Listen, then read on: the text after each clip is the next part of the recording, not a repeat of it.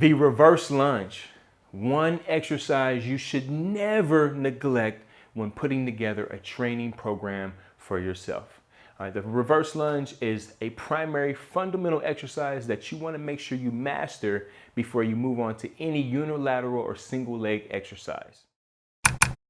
When we begin our reverse lunges, we want to make sure that our feet are in line with our hips. I'm going to start with my chest up nice and tall, all right?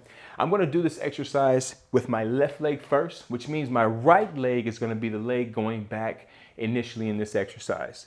So as I start with my feet in line with one another, I'm going to keep my chest up nice and tall, have a slight hinge in my hips, bend my front knee.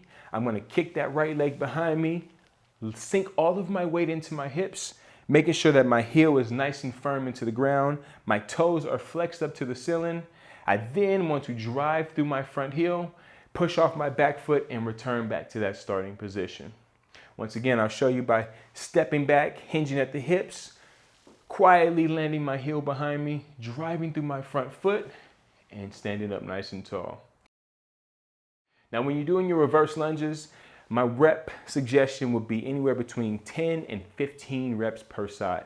As you add weight or add load or resistance, you can begin to cut those reps down. Hey, you're not ready for weight? Here's another alternative.